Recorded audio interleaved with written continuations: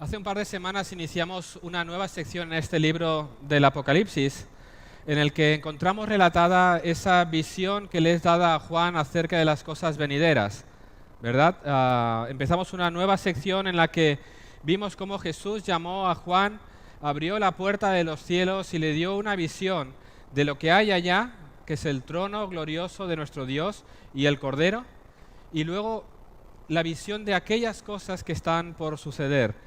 Va a ser revelado el plan y el cumplimiento de los propósitos redentores de Dios. Y eso es lo que empezamos a ver a partir del capítulo 4 y lo que se va desarrollando a lo largo de este libro. Esa visión gloriosa con Dios sentado en el trono, con toda su gloria, con todos los ángeles, querubines, con todos los redimidos, alabando y adorando a aquel que es poderoso, al Dios creador de todas las cosas.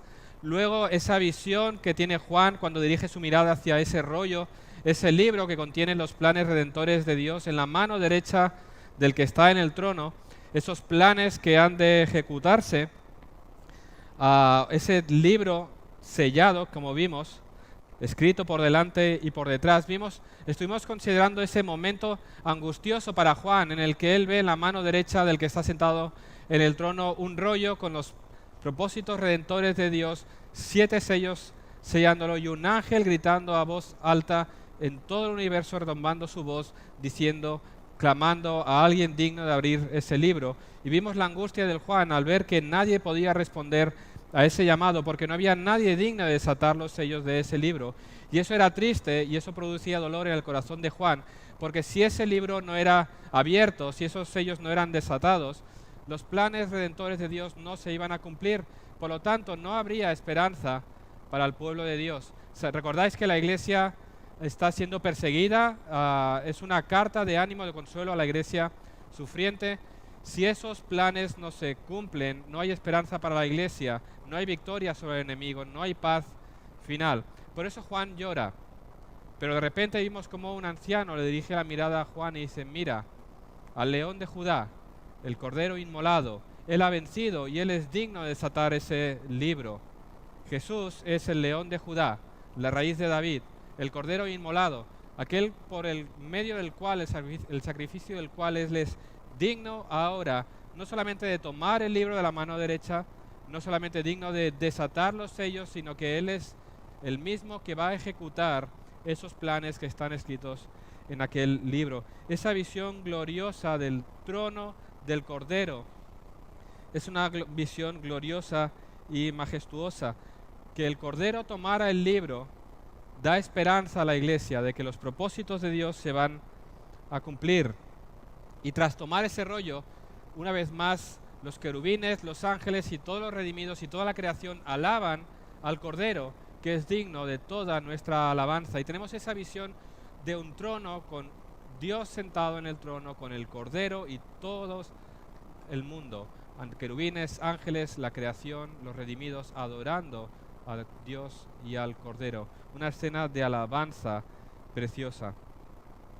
La revelación sigue y como estuvimos viendo la semana pasada, Juan ve cómo el Cordero empieza a desatar cada uno de esos sellos y cuando cada uno de esos sellos es abierto, algo sucede.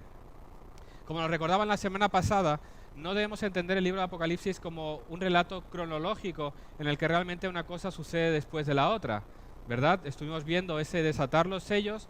Cuando se desata uno hay persecución contra la iglesia, hay muerte. Cuando se desata otro hay hambrunas.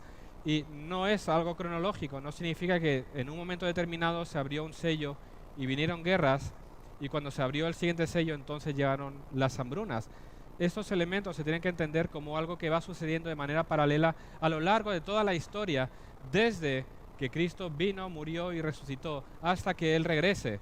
¿Os acordáis? Estos son los que llamamos los postreros días, desde que Cristo vino, murió y resucitó, hasta que Él regrese. Apocalipsis comprende todo este tiempo, por lo cual no lo entendemos como algo cronológico. Sí que es revelado de manera cronológica para que nos dé el entendimiento, pero estas cosas van sucediendo de manera paralela. A lo largo de toda la historia hemos tenido guerras, hambrunas, sufrimiento, persecución. Todo ha ocurrido en cada una de las generaciones de la iglesia y será así y más grave todavía hasta el día en que el Señor Jesús regrese. Estuvimos viendo el desarrollo al abrir cada uno de estos sellos y terminábamos con la apertura del sexto sello. Después de abrir ese sexto sello, un gran cataclismo sucede, sobreviene en todo el universo. Hubo un gran terremoto en la Tierra, el sol se puso negro, la Tierra se puso roja como la sangre, las estrellas del cielo caen a la Tierra y el cielo desaparece como un rollo, como un pergamino que se enrolla.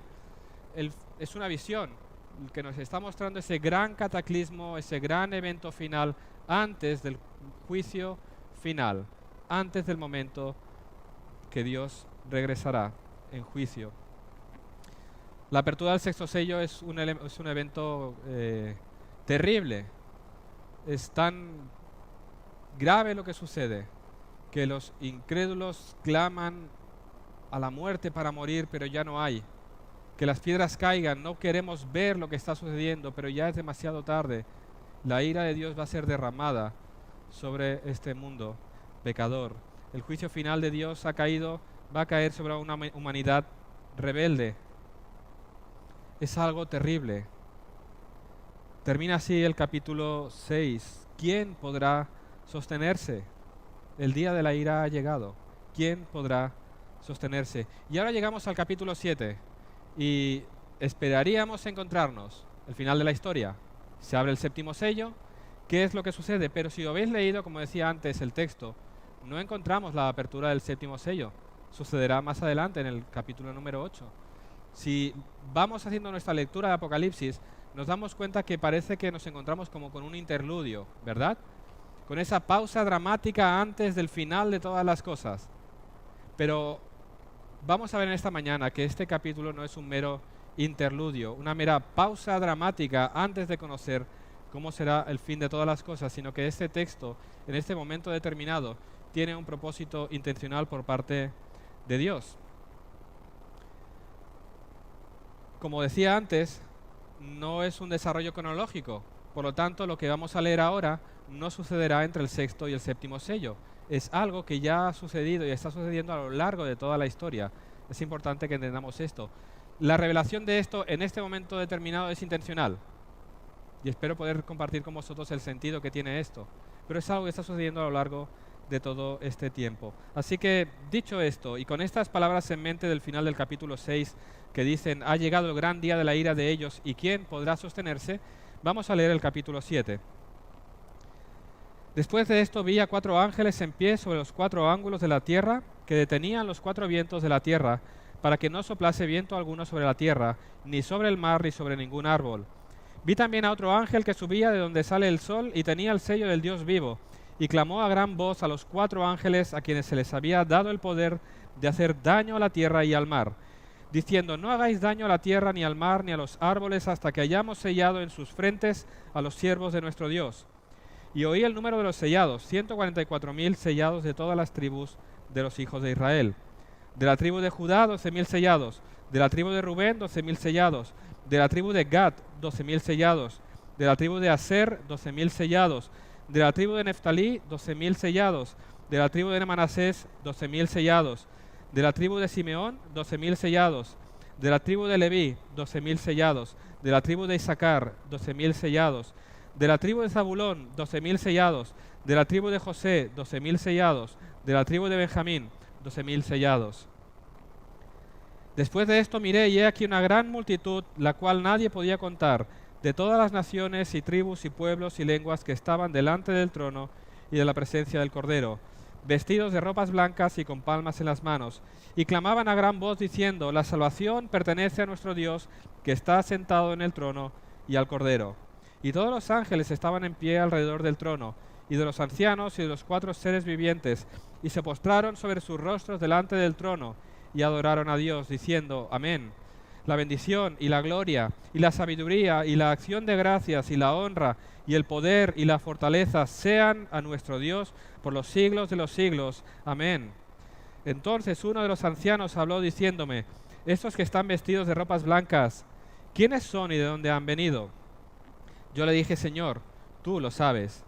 Y él me dijo, estos son los que han salido de la gran tribulación y han lavado sus ropas y las han emblanquecido en la sangre del Cordero. Por esto están delante del trono de Dios y le sirven día y noche en su templo, y el que está sentado sobre el trono extenderá su tabernáculo sobre ellos. Ya no tendrán hambre ni sed, y el sol no caerá más sobre ellos, ni calor alguno, porque el Cordero que está en medio del trono los pastoreará, y los guiará a fuentes de aguas de vida, y Dios enjugará toda lágrima de los ojos de ellos. Y después de esto se abre el séptimo sello, luego vienen las trompetas de juicio. La cosa se va a complicar. ¿Habéis podido comprobar el propósito? ¿Por qué se encuentra esta revelación en este momento antes del séptimo sello y todo lo que va a suceder a partir de ahora? ¿Cuál es el propósito de Dios en esta revelación? ¿Por qué es importante conocer esto en este momento determinado?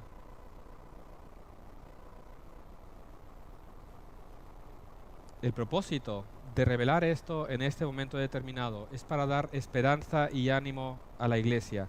Las cosas se van a poner difíciles, los juicios se van a agravar cada vez más y más hasta el día del juicio final, pero hijo de Dios, creyente, tú que has descansado en Cristo, tu Dios te conoce, te ha sellado y te va a librar de la ira venidera. Las cosas se van a poner más graves. Los juicios, los sellos, las trompetas, las copas, la cosa se va a poner más y más fea. Pero, iglesia, vamos a ser librados de la ira. Para nosotros no hay juicio, hay salvación. Él mismo nos va a librar del juicio venidero.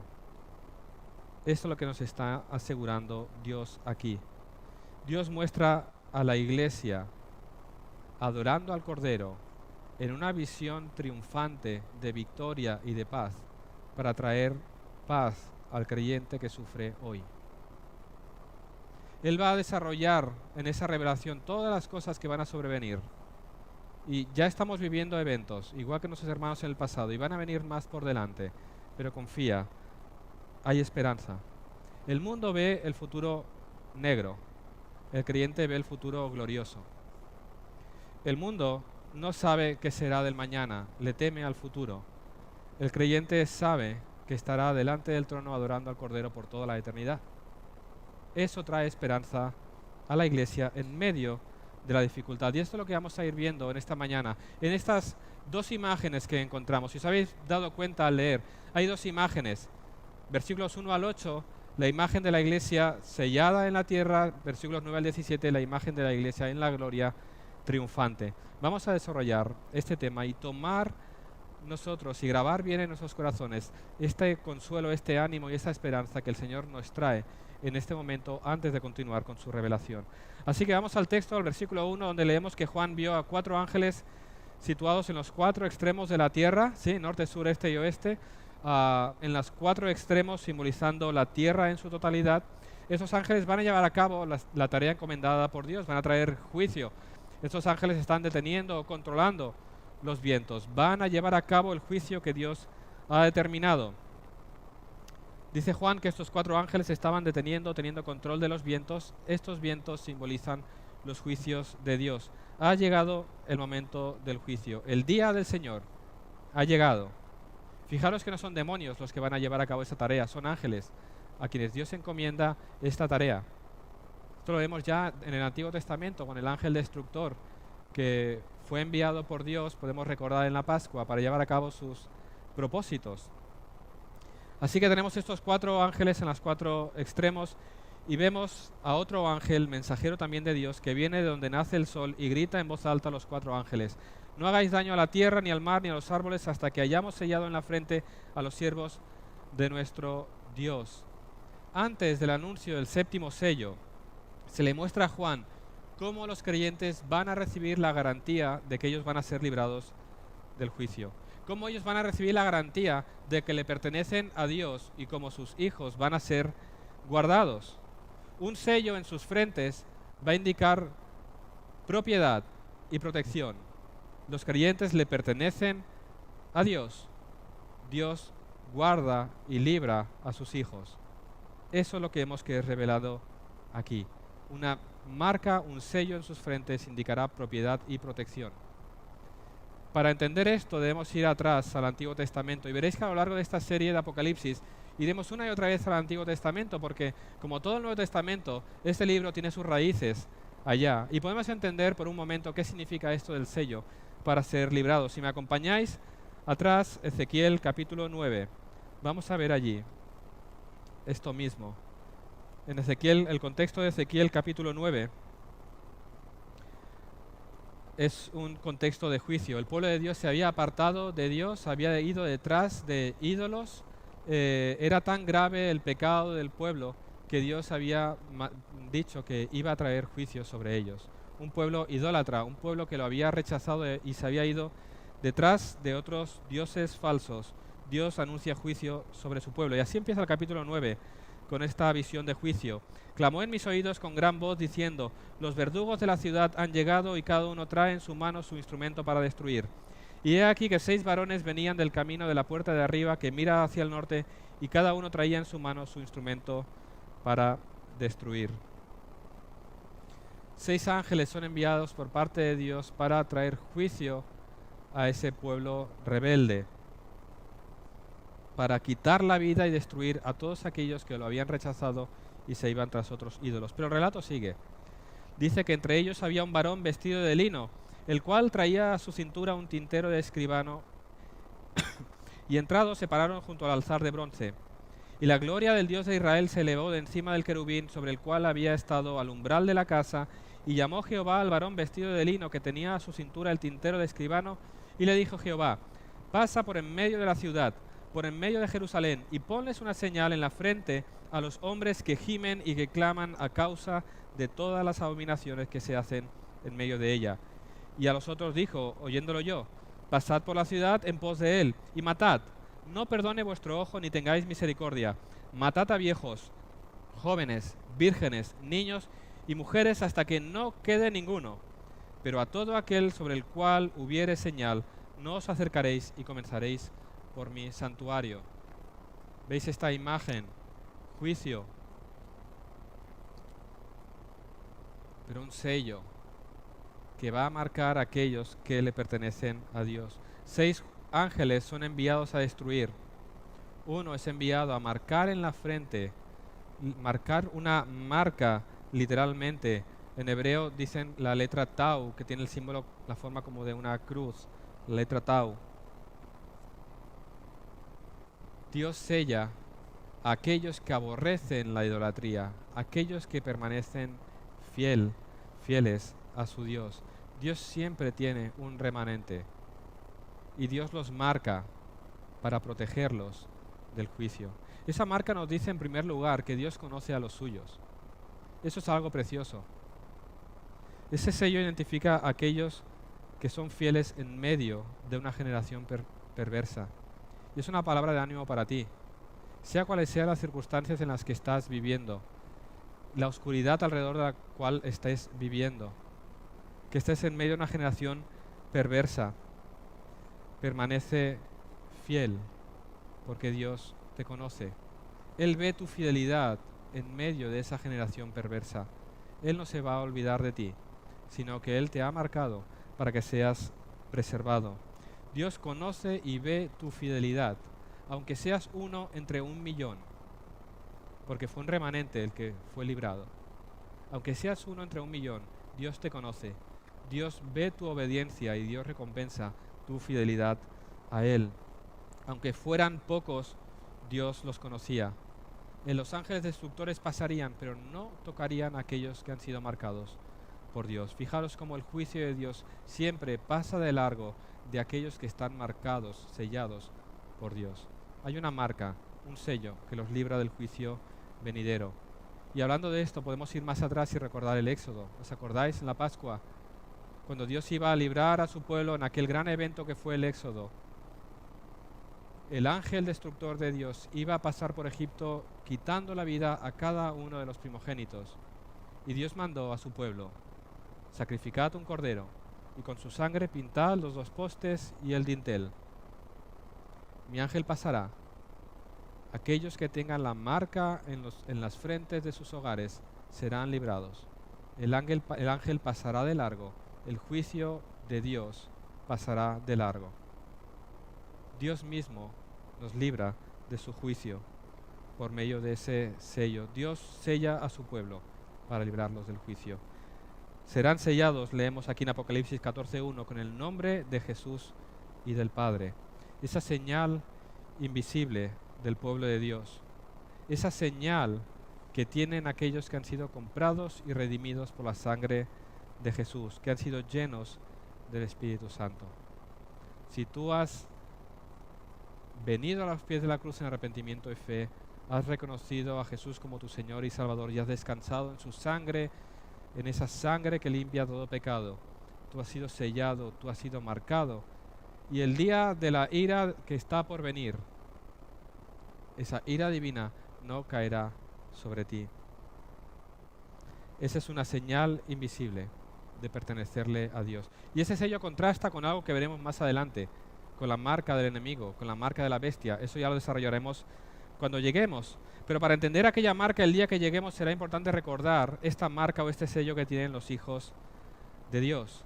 Y ahora seguimos en este texto. Sí, hemos visto que Dios sella, marca a su pueblo. Y ahora la pregunta que viene, la cuestión interesante es, ¿quiénes son los sellados que se mencionan en este capítulo? Porque Juan oyó el número de los que fueron sellados, 144.000, y luego escuchó una lista. ¿Quiénes son? Y ese es uno de esos temas en que hermanos que se aman y que pasarán la eternidad juntos adorando al Cordero tienen diferentes puntos de vista. No es una cuestión fundamental, no afecta a nuestra salvación, no tiene sentido tener acalorados debates para intentar tener la razón. Podemos tener puntos de vista diferentes en cuanto a esto. No se puede ser dogmático, son cosas que nos serán reveladas completamente cuando estemos allá. Pero es importante tener un punto de vista a la luz de lo que dicen las Escrituras, porque eso es de ánimo también. Y voy a expresaros nuestro punto de vista, qué es lo que creemos después de llevar a cabo el estudio de este texto a la luz de toda la revelación, sin entrar mucho al detalle, porque estaríamos haciendo un estudio, pero dar los argumentos en base a los cuales voy a decir lo que voy a decir. ¿Quiénes son estos 144.000? Estos 144.000 representan la plenitud del pueblo de Dios. La iglesia de Dios formada por los creyentes del Antiguo Testamento y del Nuevo Testamento, judíos y gentiles. Estos 144.000 representan la totalidad, la plenitud del pueblo de Dios de toda la historia. Ahora, ¿por qué creo así? No lo voy a desarrollar mucho, pero sí que voy a dar varios puntos a la luz de ese texto. En primer lugar, hemos podido ver en el versículo 3, justo el anterior, el llamado de Dios a los ángeles a sellar a los siervos de Dios. Los siervos de Dios son los que van a ser librados del juicio divino. Por lo tanto, estos siervos de Dios necesariamente comprenden tanto a judíos como a gentiles. Cuando tú te acercas a Efesios 2 y ves lo que llevó a cabo Jesús en aquella cruz Jesús derribó el muro intermedio que separaba tanto a judíos y gentiles. Leemos que en la obra de Cristo, Él derribó el muro, reconcilió a ambos pueblos, hizo un solo pueblo y ese pueblo lo reconcilió consigo mismo. Ya no hay judíos y gentiles, hay un pueblo de Dios. Estos siervos de Dios son los que son librados del juicio. Estos 144.000, estos siervos de Dios que vemos aquí, son los mismos que Juan ve ahora sellados y luego ve en la gloria adorando al Cordero por toda la eternidad.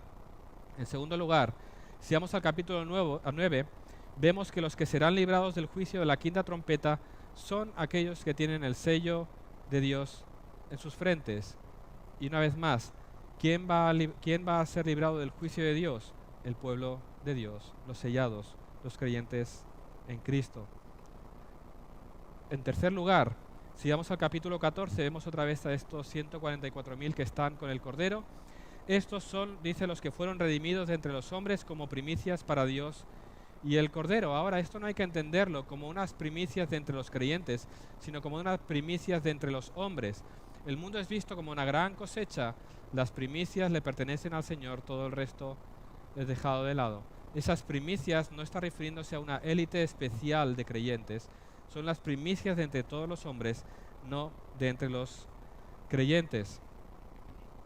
En cuarto lugar, no entendemos que este número se refiera exclusivamente al Israel según la carne, y esto lo entendemos al analizar la lista de tribus que encontramos a continuación. Si os fijáis y leéis la lista de tribus, y luego os vais a números 1, veréis que las listas difieren. En esta lista, tanto el orden como las personas que aparecen son distintas. En esta lista aparece Leví, que no aparece en la lista de números 1, y en cambio en esta lista no están ni Dan ni Efraín, aunque salen José y Manasés, el otro hijo de José. Así que vemos una lista diferente a la que encontramos en números 1. Por lo tanto, entendemos que el uso de esta lista es intencional.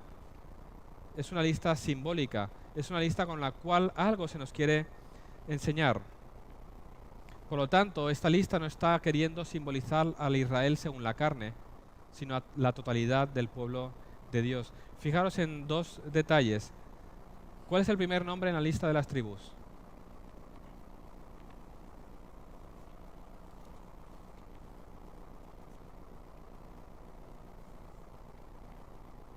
Judá. No es Rubén, el primogénito, es Judá. ¿Cuál es el propósito de poner en la cabeza de la lista la tribu de la cual vendría el Redentor? En segundo lugar, ¿quiénes son los que faltan? Dan y Efraín. La tribu de Dan cayó completamente en la idolatría y la apostasía, podemos leer en Jueces capítulo 18. Efraín también pecó por idolatría. ¿Qué puede significar esta lista? En primer lugar, en cabeza está la tribu de Judá, simbolizando el reinado del Mesías. Y los que son excluidos son aquellos que han caído en la idolatría y en la apostasía.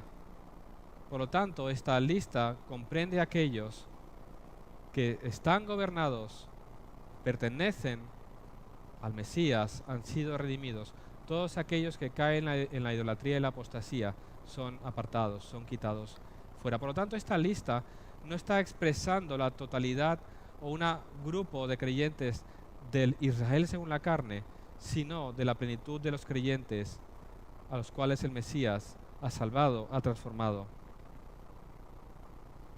Y entonces el número, ¿me vais siguiendo hasta aquí? He intentado ir poco a poco.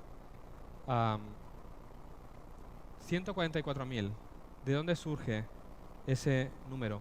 Después de considerar que esta lista es por lo tanto simbólica, indicando al pueblo de Dios tanto del Antiguo Testamento como del Nuevo Testamento, podemos entonces entender que este número también es simbólico. Hay una intención y vamos a verla, y para eso vamos a hacer un poco de matemáticas que siempre van bien. Si tú quieres indicar que el número de sellados comprende al pueblo tanto del Antiguo y del Nuevo Testamento, ¿cómo lo harías? 12 es el número de los patriarcas de la tribu de Israel. Representan el pueblo de Dios en el Antiguo Testamento. Si 12 lo multiplicas por 12, que es el número de los apóstoles representando el pueblo de Dios del Nuevo Testamento, 12 por 12 son 144. Ahora, esto no me lo invento yo porque cuadran los números. Hay una intención en el uso de estos números si nos fijamos en el libro de Apocalipsis. Si vamos más adelante a la descripción de la Jerusalén celestial en Apocalipsis 21, leed cómo se describe la Jerusalén celestial. Tenía un muro grande y alto con 12 puertas, y en las puertas 12 ángeles y nombres inscritos, que son los de las 12 tribus de los hijos de Israel. Al oriente 3 puertas, al norte 3 puertas, al sur 3 puertas, al occidente 3 puertas, y el muro de la ciudad tenía 12 cimientos, y sobre ellos los 12 nombres de los 12 apóstoles del Cordero. ¿Sí? 12 tribus, 12 apóstoles. Y el muro, como leemos en Apocalipsis 21:17, medía 144 codos, 12 por 12. Así que ese número 144 de alguna manera representa tanto al pueblo del Antiguo Testamento representado por las 12 tribus como al pueblo del Nuevo Testamento representado por los 12 apóstoles, la totalidad de los creyentes de uno y del otro. Ahora, si tú quieres indicar una multitud completa, ¿cómo lo vas a representar? Como hemos ido viendo a lo largo de este libro, los números tienen su sentido, y el número 10 significa este completo. Si tú multiplicas 10 por 10 por 10, son 1000. 10 por 10 por 10 significa el cubo perfecto. Misma longitud, anchura y altura. ¿Qué es un cubo perfecto? También en el Apocalipsis. La ciudad celestial. Un cubo perfecto, misma longitud, misma anchura, misma altura. 10 por 10 por 10 es 1000. Indica el completo más completo. Así que 144 por 1000, ¿qué está diciendo? Una gran multitud de creyentes, de hijos de Dios del Antiguo y del Nuevo Testamento. Todo el pueblo de Dios ha sido sellado y se va a presentar delante de Dios. La plenitud del pueblo de Dios, redimidos por el Cordero, sellados para ser protegidos y librados en el día del juicio divino. Esto es lo que Juan ha visto. La iglesia sellada en la tierra. Si os gustan las matemáticas como a mí, veréis cuán genial es Dios al usar los números para expresarnos cosas tan maravillosas como estas. Como todo su pueblo, ninguno solo se va a perder. Van a ser librados. Si Apocalipsis 6 nos muestra el juicio de Dios sobre los incrédulos, Apocalipsis 7 responde a la pregunta: ¿quién podrá sostenerse en pie? Aquellos que han sido redimidos por la sangre del Cordero y sellados. Si tú has venido a los pies de la cruz en arrepentimiento y fe, eres uno de sus hijos, tú has sido comprado, tú has sido sellado, le perteneces. Él te ha marcado, Él te ha comprado por la sangre de su Hijo. Ya no te perteneces a ti, le perteneces a Él. Por lo tanto, como hijo de Dios y sellado, no temas a lo que ha de venir. No temas aunque las cosas se pongan más complicadas. No le temas al juicio final. Esa ira divina que será derramada sobre el mundo fue derramada sobre Jesús completamente, para que aquel día, tú que estás refugiado bajo la sangre del Cordero, esa ira pase de largo de ti, porque cayó sobre tu precioso Salvador. Eso es lo precioso del Evangelio. Tú y yo merecíamos recibir toda la ira divina, pero nuestro Dios nos ha amado tanto que derramó toda esa ira contra su propio Hijo, para que tú un día seas librado. Esto es lo precioso del Evangelio. Dios te conoce y Dios te guardará hasta el fin. Esa es la promesa. Ahora, si tú no le conoces, si no te has rendido a los pies de este Salvador, sigues en rebeldía contra Él, tienes un serio problema. Y es que un día te vas a presentar delante de este Dios en el día del juicio final, y aquel día vas a recibir el castigo por toda la eternidad por tus pecados. Aquel día aquellos que no están sellados van a recibir la ira divina. Y tu problema no es que no seas sellado, sino que tú has sido sellado con otra marca. Porque esta es la realidad: o estás sellado con el sello de Dios o tienes la marca del enemigo. O no te perteneces a Dios o le perteneces al enemigo. O eres hijo de Dios o eres hijo del diablo. No hay un lugar neutro delante de Dios. No es un, bueno, yo respeto todas las cosas. No hay un lugar como tal. O eres hijo de Dios o eres hijo del diablo. O eres librado de la ira o eres castigado con la ira divina por toda la eternidad. Esa es la realidad a la cual se enfrenta el mundo perdido hoy. Viven felices sin ser conscientes de que están marcados para condenación. Y si esta es tu condición, busca a Cristo hoy y arrepiéntete de tus pecados, para que seas librado en aquel día. Y si tú estás aquí y crees que eres sellado, examina tu vida y ve si esto verdaderamente es así. Porque ese sello invisible se hace visible en tu obediencia. Y es algo importante. No sea que estés engañado toda tu vida y el día que estés delante de Él busques ese sello y te des cuenta de que no lo llevas. Es importante ser conscientes de ello, que ese sello invisible se hace visible en nuestra obediencia. Fijaros cómo era visible en aquellos que fueron librados en Ezequías 9. Eran aquellos que aborrecían el pecado y permanecían fieles y santos en medio de una generación perversa. Aquellos que crecían en santidad delante de Dios. Así que examina y ve tu vida y medita en esto antes de que sea demasiado tarde. Este es el primer punto. Dios conoce a los que son suyos, los ha sellado y serán librados del juicio. En segundo lugar, vemos esa visión de la gloria celestial, una imagen de una celebración triunfante por la salvación de Dios. Juan ve una gran multitud formada por gentes de todo pueblo, lengua, nación, delante del trono, adorando a aquel gentes de todas naciones, tribus, pueblos, en la presencia del Cordero, santificados, puros, limpios, celebrando victoriosos con palmas en la mano la salvación que es del Señor. Una imagen gloriosa. Esa imagen es el cumplimiento final de las promesas de Dios dadas a Abraham. ¿Os acordáis de cuál fue la promesa dada a Abraham? Él iba a ser padre ¿de qué? De una gran multitud, así lo dijo. Mira ahora los cielos y cuenta las estrellas si las puedes contar, así será tu descendencia. Pero también le dijo, serán benditas en ti todas las familias de la tierra. El cumplimiento final de la promesa dada a Abraham no era la Canaán terrenal, era la Canaán celestial. Esa gran multitud de redimidos, de todo pueblo, lengua y nación, postradas delante del Cordero. La promesa de Dios se cumple de una manera gloriosa. El pueblo se podía maravillar cuando entró a la Canaán terrenal, próspera, rica, con sus fronteras, su riqueza, su prosperidad, y eso era nada a la luz de la gloria celestial y la Canaán celestial que Dios tiene preparados para nosotros. El cumplimiento de la promesa, una gran multitud de todos los pueblos de la tierra en la Canaán celestial, disfrutando del reino de Dios, bajo el gobierno de Dios y bajo la bendición eterna de Dios. La promesa de Abraham cumplida en esa visión en Apocalipsis 7. Y eso es una promesa que da aliento a la iglesia sufriente. Seréis perseguidos, seréis burlados, seréis golpeados, seréis encarcelados, seréis torturados, seréis incluso asesinados. Pero todo esto es nada a la luz de la gloria celestial. Así lo dice Pablo. Tengo por cierto que las aflicciones del tiempo presente no son comparables con la gloria venidera que en nosotros ha de manifestarse. ¿Tú te das cuenta de lo que está diciendo? Señor, mi aflicción es muy grande. Mi sufrimiento es muy grande.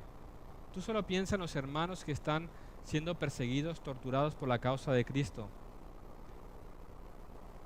Eso es nada a la luz de la gloria celestial.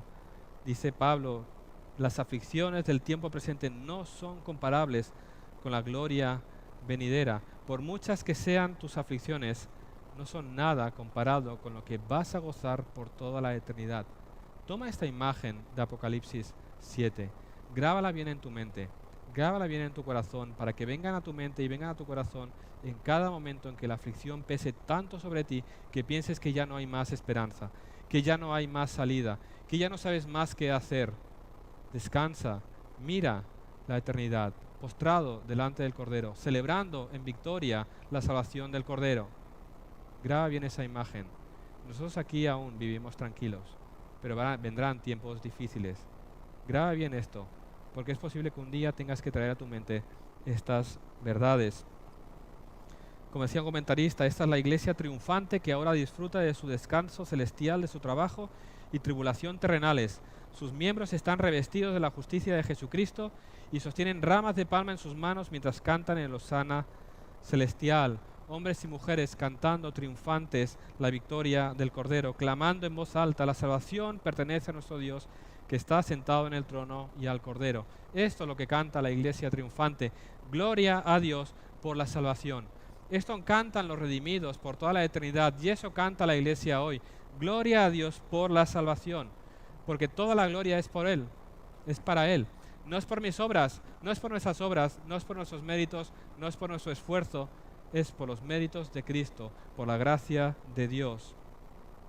No es por mi sabiduría, es por la sabiduría de Dios. Él nos ha librado del poder y la esclavitud del pecado. Por eso toda la gloria sea dada a Dios. Toda la salvación le pertenece a Él. Él la ha preparado, Él la ha ejecutado y Él la ha asegurado para sus hijos. Él la ha preparado, Él la ha ejecutado y Él la ha asegurado. Gloria a Dios.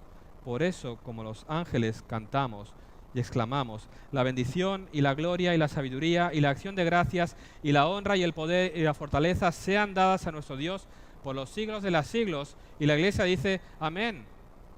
Amén.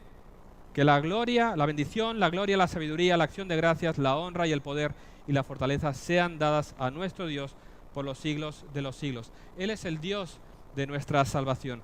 Es el que es digno de dar una adoración eterna. Los ángeles, los querubines, la creación entera, adorando, Los ángeles ven esa salvación que hemos recibido y lo anhelan y lo miran maravillados porque para ellos no hay salvación. Los ángeles se maravillan de cómo Dios te ha tratado a ti. Los ángeles anhelan mirar eso porque para ellos no hubo plan de salvación. Los ángeles caídos están perdidos por toda la eternidad, pero Dios te ha amado a ti hasta el punto de que ha entregado a su Hijo por ti. No ha hecho esto por los ángeles, lo ha hecho por ti. Así que alaba a Dios hoy y para toda la vida y por toda la eternidad, porque Él es digno de tu adoración.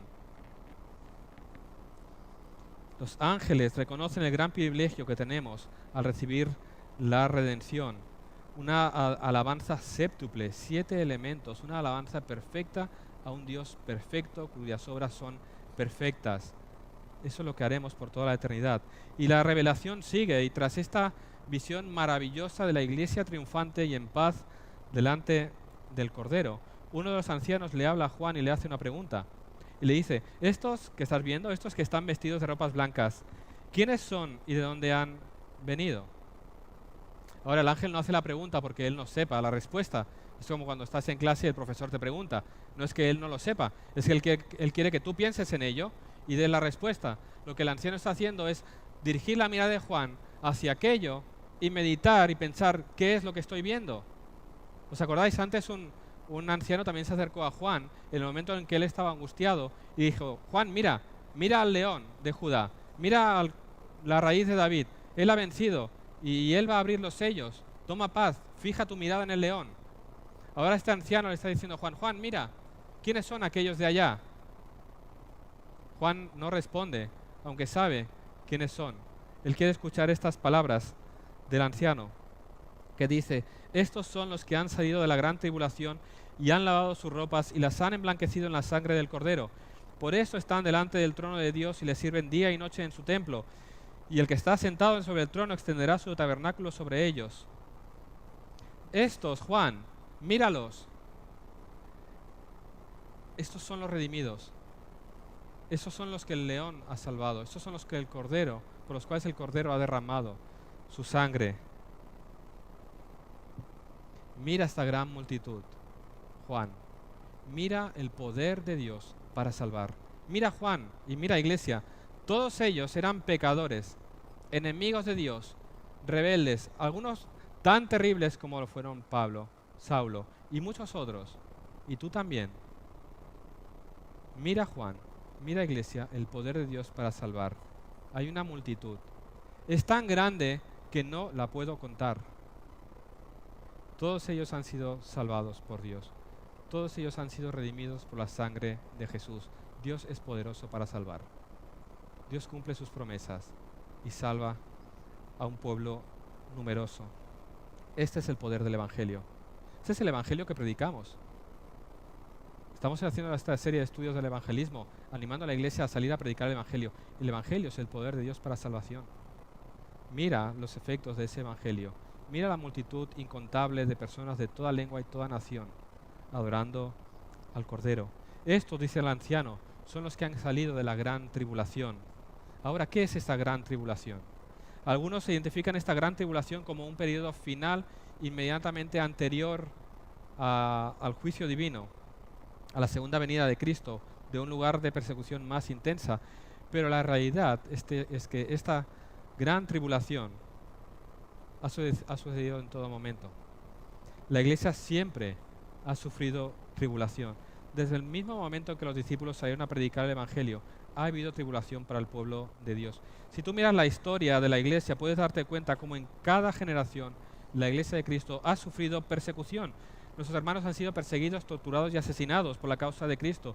Hay muchos lugares hoy donde no se puede predicar de Cristo porque te cortan la cabeza. Es cierto que al final de los tiempos las cosas se complican y va a ser más grave, pero esa gran tribulación es la tribulación que los creyentes han sufrido durante todo el tiempo de la iglesia. Por lo tanto, a Juan le está diciendo, todos estos son aquellos que han sufrido por la causa de Cristo mientras han estado aquí y han lavado sus ropas en la sangre del Cordero. Estos son todos aquellos que se han refugiado bajo la sangre del Cordero, todos aquellos que han reconocido a Jesús como su Señor y Salvador, es decir, todos los creyentes, porque la iglesia siempre ha pasado por esa tribulación. Y ahora fijaros, Han salido de esa gran tribulación. ¿Y a dónde han sido llevados? A un lugar de comunión perfecta delante de Dios. A veces cuando alguien fallece se dice aquello de, bueno, ahora ha pasado mejor vida, que la mayoría de veces se dice sin saber lo que eso significa. Pero la realidad para el creyente es que esto es así. Aquí vivimos bajo la bendición de Dios, pero sufrimos esa tribulación, aflicción, enfermedad. Y cuando morimos pasamos a un lugar mejor. Somos llevados delante del trono, somos llevados delante del Cordero, somos restaurados a esa comunión perfecta delante del Cordero. Fijaros esa imagen, esa comunión perfecta que fue rota por causa del pecado, ha sido restaurada. Dios ha restaurado todas las cosas. Adán y Eva tuvieron una comunión perfecta con Dios. Dios andaba con ellos en el jardín. Eso lo perdimos. Desde entonces siempre hemos necesitado un mediador porque no podemos estar delante de Dios sin caer fulminados por nuestro pecado. Pero aquí las cosas han terminado. La obra de Cristo ha sido perfecta. Aquí el creyente está delante del Cordero, en comunión perfecta, delante del trono de Dios, sirviéndole en su templo. Y el que está sentado, dice, extiende su tabernáculo sobre ellos. No solamente la comunión es restaurada, estamos delante de nuestro Salvador, sino que también ya no habrá más sufrimiento. Dice que el Cordero los pastoreará. Curiosa imagen. El león es el Cordero y el Cordero es el buen pastor del Salmo 23. El león es el Cordero y el Cordero es el buen pastor, aquel que nos lleva a lugares de abundantes aguas, aquel que nos lleva al lugar donde hay vida y vida en abundancia, aquel que nos lleva a un lugar donde ya no habrá más sufrimiento, ya no pasarás hambre, ya no pasarás sed, ya no pasarás calor, ya no pasarás frío, ya no padecerás ninguna enfermedad, sea cual sea la enfermedad que estés pasando hoy. Imagínate lo que será no sufrir ninguna aflicción, ningún sufrimiento, ninguna necesidad por toda la eternidad, porque el Cordero te pastorea a lugares de manantiales de aguas de vida. Ya no habrá más sufrimiento. Y fijaros qué precioso. Dios enjugará toda lágrima de los ojos de ellos. ¿Cuánto consuelo han traído estas palabras a los creyentes a lo largo de toda la historia? Él enjugará las lágrimas de nuestros ojos. Ya no habrá más tristeza. Ya no habrá más dolor por la pérdida de un ser querido. Ya no habrá más lágrimas. Nuestras lágrimas serán enjugadas. Será un lugar de felicidad, felicidad perfecta, felicidad completa, junto a nuestro Salvador, el Cordero que nos pastorea y nos cuida. Una imagen preciosa de felicidad absoluta por toda la eternidad. Juan cita aquí el Antiguo Testamento otra vez, cómo Dios cumple todas sus promesas. Isaías 25:8 leemos, destruirá a la muerte para siempre y enjugará Jehová el Señor toda lágrima de todos los rostros. Juan ve el cumplimiento de la promesa dada en Isaías, en esa imagen de la iglesia victoriosa. Fíjate, las promesas de Dios se cumplen siempre, absolutamente todas, de una manera preciosa. Esta es la visión que tiene Juan 21:4. Enjugará Dios toda lágrima de los ojos de ellos y ya no habrá más muerte, ni habrá más llanto, ni clamor, ni dolor, porque las primeras cosas pasaron.